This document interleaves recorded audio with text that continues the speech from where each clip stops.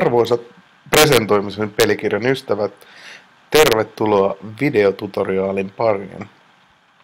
Tänään tutustutaan erääseen PowerPointin ominaisuuteen, joka on ollut itse aika pitkään olemassa jo, mutta mä uskoisin, että aika moni käyttäjä ei ole sen kanssa vielä kovin tuttu.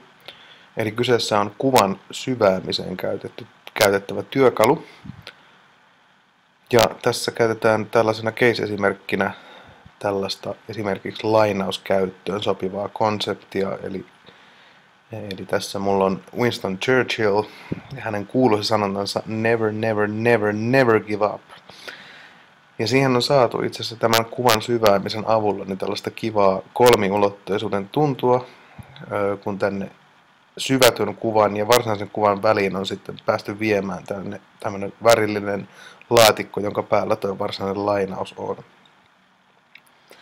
Ja nyt voidaan katsoa nopeasti, että miten tämä homma on tehty. Eli ensimmäinen juttu, mikä tehdään, niin ensin monistetaan toi dia ja sitten poistetaan siitä. Eli päästään tähän alkuperäiseen asetelmaan. Meillä on pelkkä tämä alkuperäinen kuva, joka me halutaan aluksi duplikoida. Ja tästä me halutaan, toisesta kuvasta halutaan eristää nyt tämä Winston siihen päälle. Ja se tapahtuu täältä kuvan käsittelyvalikosta. Sieltä löytyy Remove Background suomenkielisessä PowerPointissa, muistaakseni poista tausta. Ja se mitä se ensiksi tekee, niin se yrittää arvata sen, että mitä tästä haluttaisiin mahdollisesti ehkä syvätä tästä kuvasta. Ja se aina arvaa uusiksi sitten, kun tätä syvättävää aluetta hieman tuosta säätää. Eli me halutaan sellainen tämmöinen neliömuotoinen alue, mutta nyt edelleenkin tämä arvaus ei ole kovin hyvä. Eli varsinkin kun tämä on mustavalkoinen kuva, niin tässä on nämä reunat on vaikea erottaa. Mutta sitten tästä voi kertoa tälle PowerPointille, että mitkä alueet itse asiassa halutaan säilyttää ja merkitä ne tällä lailla.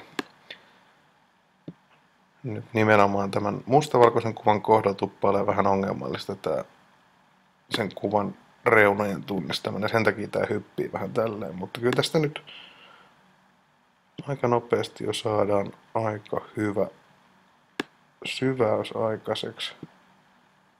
No, toi meni vähän.